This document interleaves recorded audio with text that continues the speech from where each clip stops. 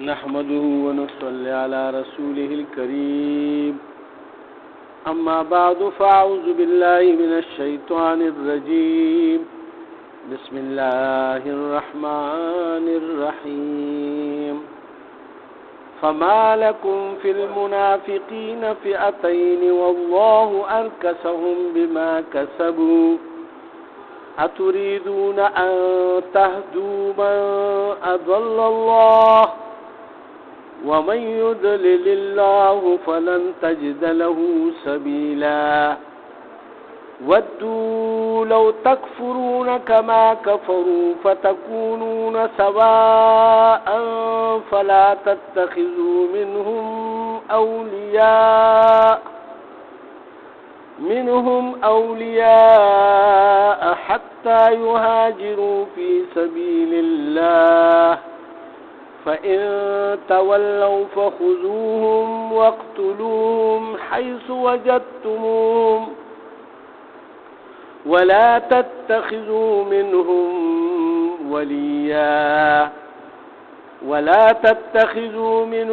وليا ولا نصيرا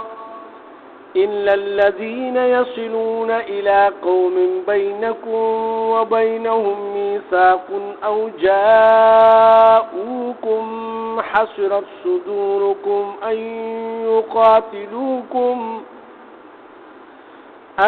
يقاتلوكم أو يقاتلوا قومهم ولو شاء الله لسلطهم عليكم فلقاتلوكم فإن اعتزلوكم فلم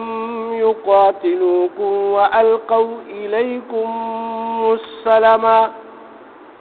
إليكم السلام فما جعل الله لكم عليهم سبيلا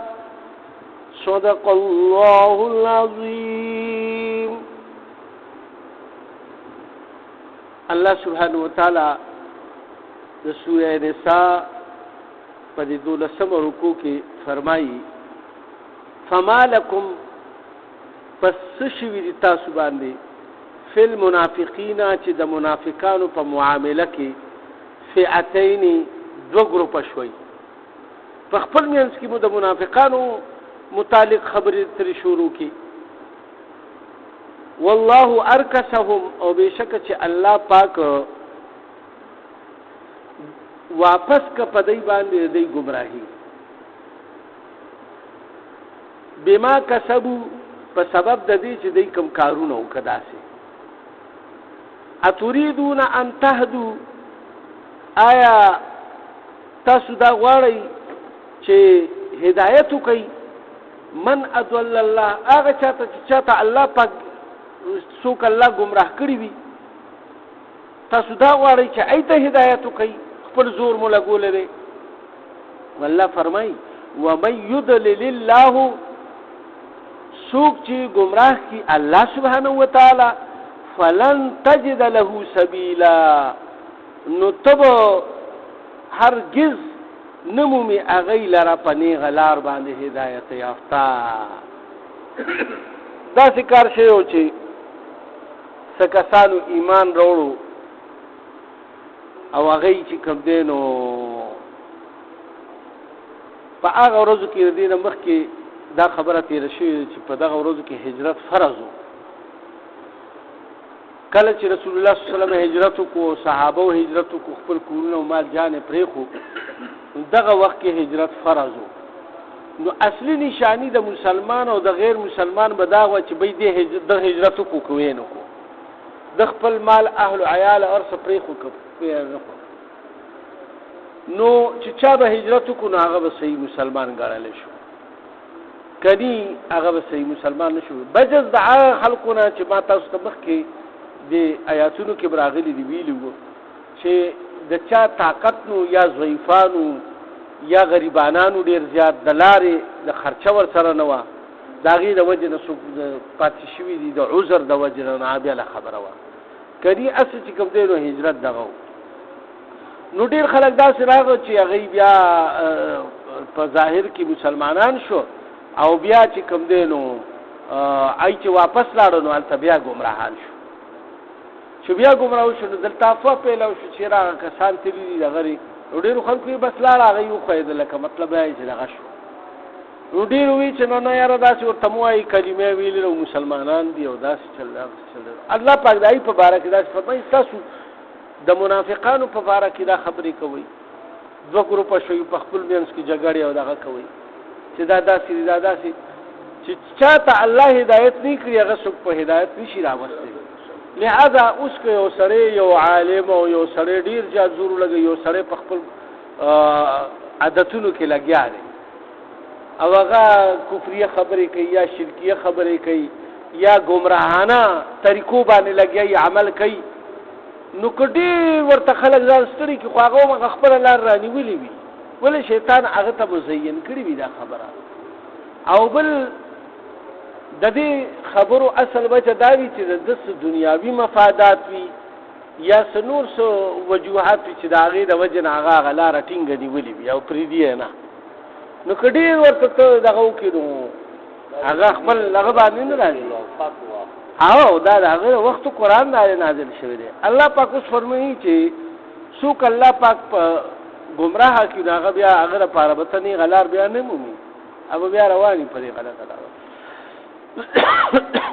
اوس الله پاک فرمایي مخکې آیات کې ودو او د زړه نه غواړي دا منافقان لو تکفرون چې کاش تاسو هم کافران شئ هغې سره دوباره واپس کما کفرو څنګه چې دی شو فتکونون نو چې شئ تاسو سواء ای سره یو شانتی فلا تتخذوا منهم اولیاء نو پس بنی سی دی په دوسته سره یعنی دی سره دوستی بکوي حتی یهاجروا فی سبیل الله تر دې پورې چې دی هجرت ونکړي د الله په لار کې مکه معظمه پرې نه دي خپل کورونه پرې نه دي او دلته رانه شي د دی به دا صحیح نشانی وي چې دی دا کله هغه ته هجرت هغه ته نه وکړو ارسې پرېښو نو دا به صحیح مسلمانان خو هجرت داسې هجرت نه مونږ خو هم دلته کې هجرت کوو خو بس خپل ځمکو دغه یو خپه مو هلته ایښي یو خپه مو دلته ایښي هجرت دې ته وایي چې بیا صحابه چې کله مکه فتح شوه خلکو ته یې راشي دا کور مو واخلئ وایي دا مونږ د الله لپاره پرېښي ورنه نه وځم هم نه داسې ایمان په کار هجرت داسې هجرت وخوا دا هجرت نو چې یو خپه مو هلته ایښي یو مو دلته کې ایښي هلته نه هم راوړو او دلته نه هم راوړو او وایو دا هم کوو هغه هم کوو که نه نو دلته کې الله پاک دا فرمایي چې دا اجتماعي خبره کوو لکه ګوره دلته چې پاکستان هندوستان کله بېلېدو که نه نو ډېرو خلکو قرباني ورکړې هلته جایدادونه پرېښي دي دلته راغلي هندوستان پاکستان چې کله بېلېدو نو ګوره ډېر مسلمانان داسې وو چې د هغوی په دهلي کې جایدادونه وو په نورو صوبو کې یا خوا راجستان کې یو خوا بل خوا دا په انډیا کې ډېر جایدادونه وو نو هغوی دلته نه دلته کې راغله هجرت یې وکړو ځکه چې وایي مسلمان بلک جوړېږي دا ټول چې کوم دي دوی دا هلته کې نه راغله خو دلته بیا دا کار وشو چې د دې ځای نه کوم هندوان تللي وو نو بیا حکومت دا کار وکړو چې د هغوی چا سره کاغذونه او څه ځمکې وي څه پروف وو نو یې ته دلته بیا ځمکې څه ناڅه الاټ کړي ورته میلاو شي لکه خدای پاک وله څه ناڅه اجر ورکړو خو لیکن هغوی هغلته کې بیا واپس لا نه او نه بیا هغلته کې بس دغه شو هغوی اوس هم دلته کېږي او دلته کې بس وچېږي نو دلته کې وایم چې مسلمانان دي که نه دا خو وختي طور باندې جګړه یا دغه هغه خو نه ده که نه لکه مونږ دې ته دغه وایو خو لکه ما تاسو ته ضمن کې دا خبره وکړه چې هجرت دا هجرت چې کوم الله سبحانه وتعالی فرمایي ښه اوس دې کې ضمن کې خبره را روانه ده اصل کې ټول د قرآن تفسیر کې پوره خبره راځي که نه او دا ټول معاملات په دې کې یعنی بیانېږي کله چې هجرت تر کومې پورې هجرت و چې کله مکه معظمه فتح شوه نو هجرت رسول الله صلی الله علیه وسلم اعلان وکړو چې د نن نه پس هجرت ختم ولې چې مکه معظمه فتح شوه هغه اوس ملک د اسلام شو لہذا اوس د هغلته نه دلته راتلل فرض نه دي او نه راتلل پکار دي بس هلته کې اوسېږي خپل ایمان ثابت قدم باندې اوسېږي نو که اوس څوک په افغانستان کې دي که په کابل کې دی او که په امریکا کې دی کار ځای کې چې دی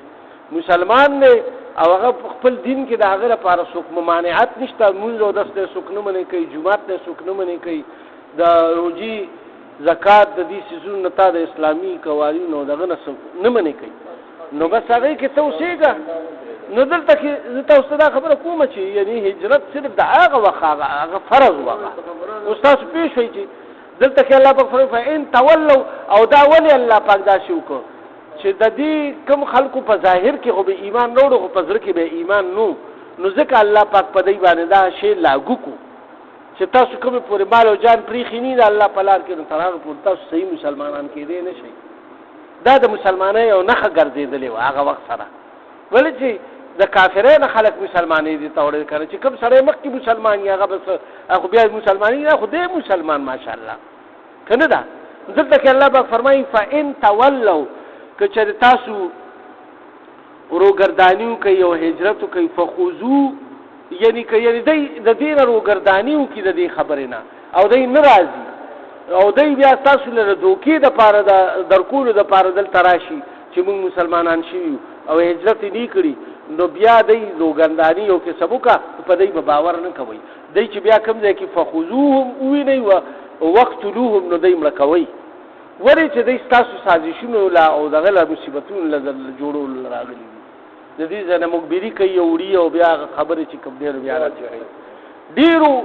کسانو داسې کار کړو چې رسول الله صلی الله علیه وسلم بیا دلته کې ناشته پاتې دا او بیا لاړ و ير رسول الله صلی الله علیه وسلم خو ځانه خبرې کوي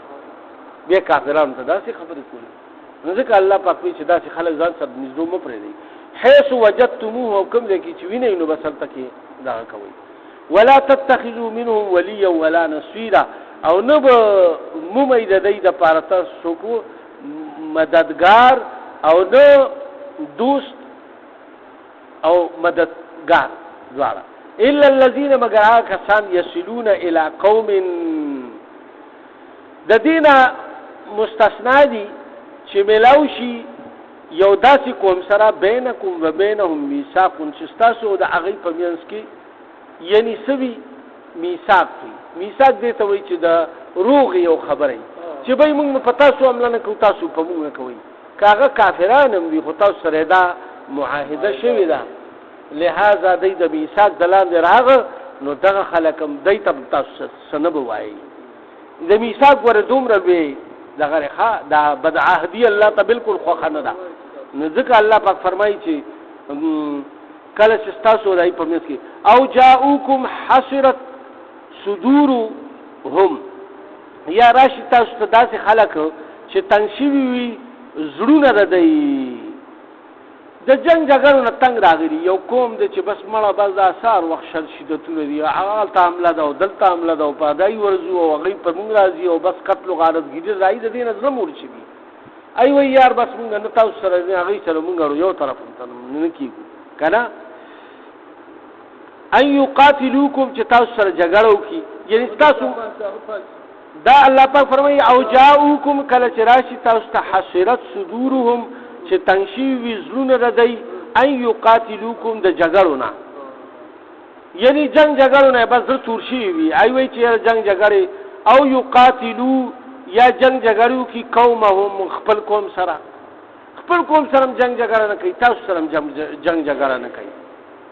کنه ولو شاء الله نو بیا دای باندې غم غرض مکوي الله پاک څه فرمایي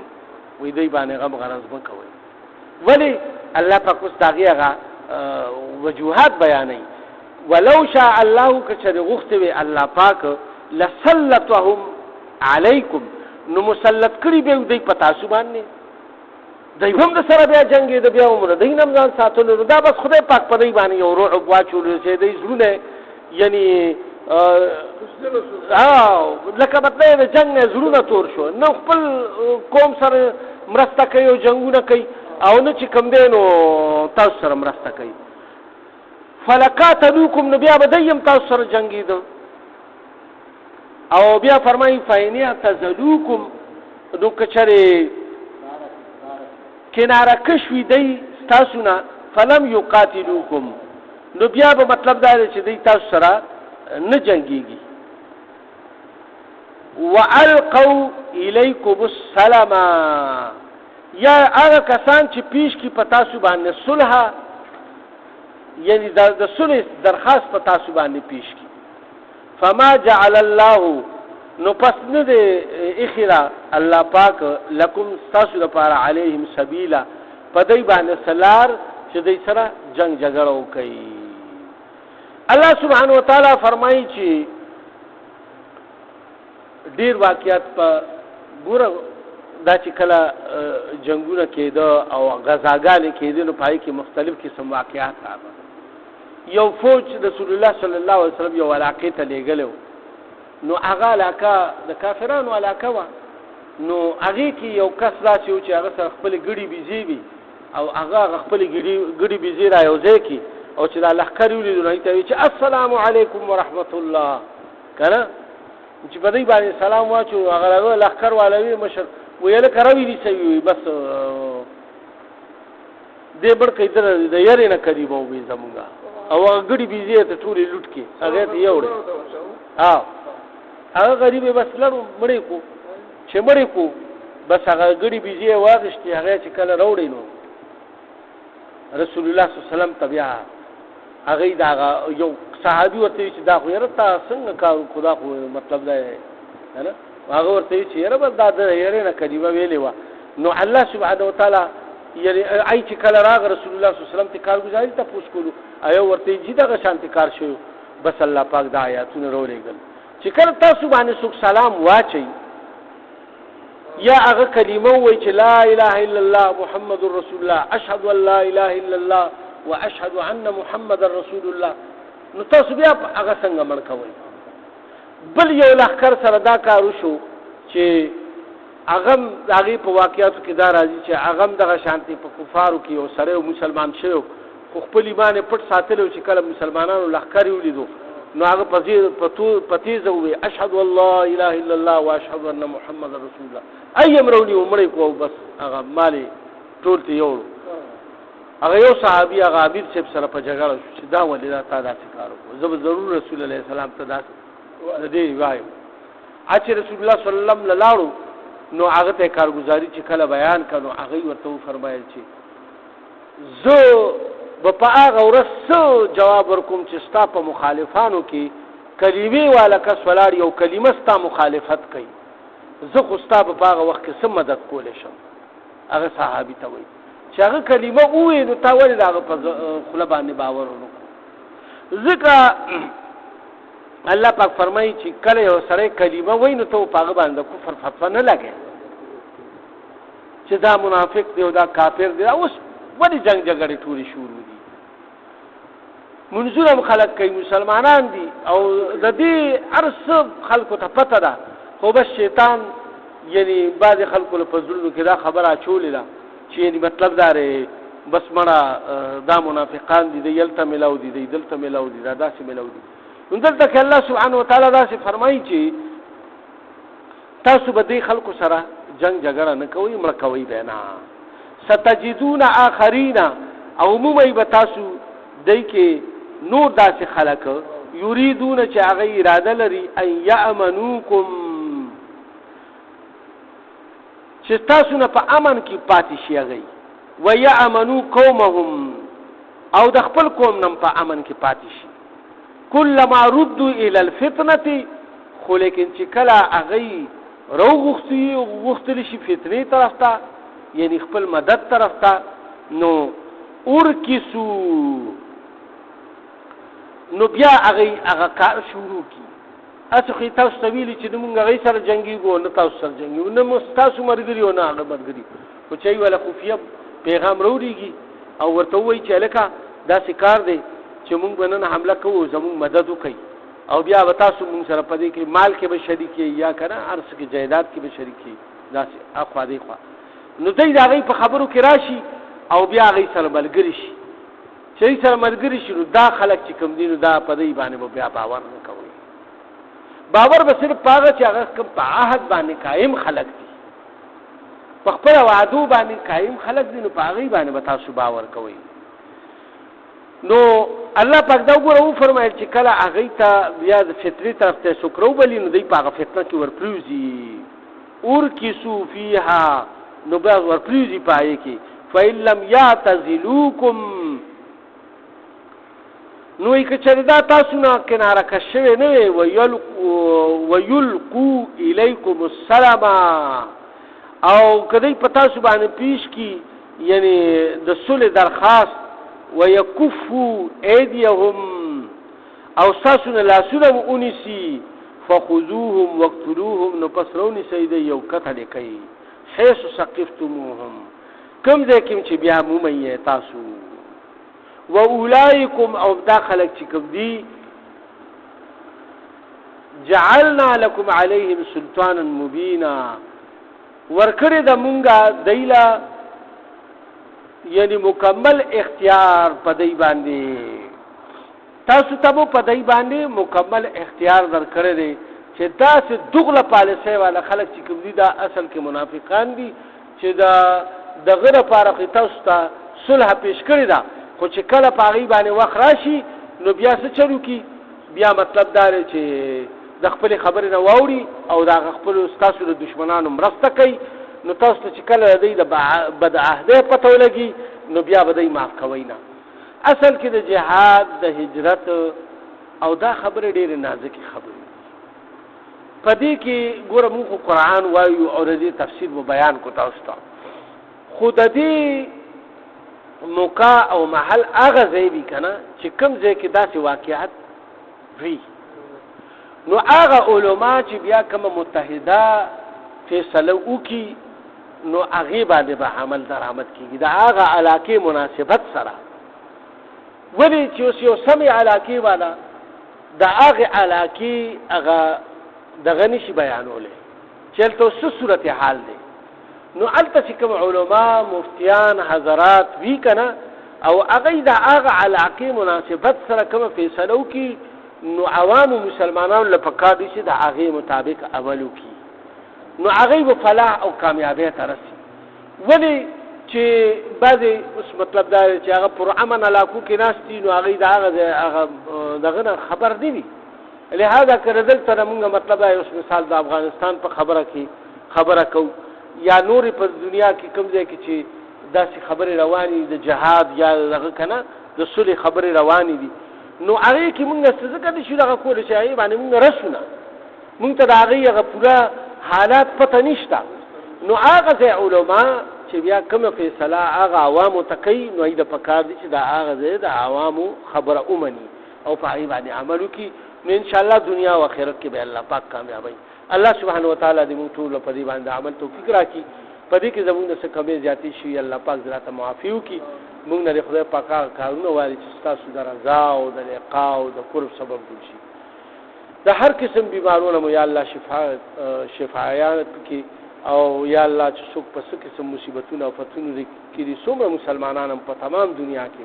دا غي مدد او نصرت کې که څوک د الله په لار کې دي او څوک د الله په لار کې جنگي استاد رضا لپاره دا غي مدد او نصرت کې او یا الله حقیقت حال تاسو ټول معلوم دي هغه کې چې کوم کې د مسلمانانو خیر وي او عافیت وي او یا الله ټول مسلمانان په خپل کې سره یو کې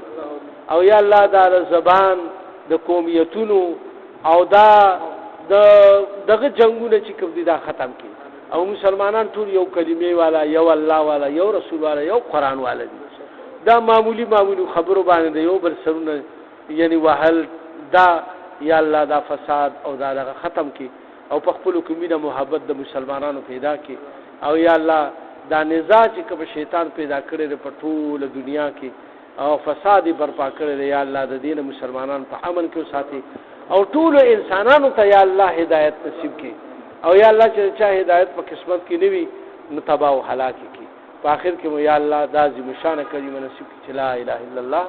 محمد رسول الله صلی الله علیه وسلم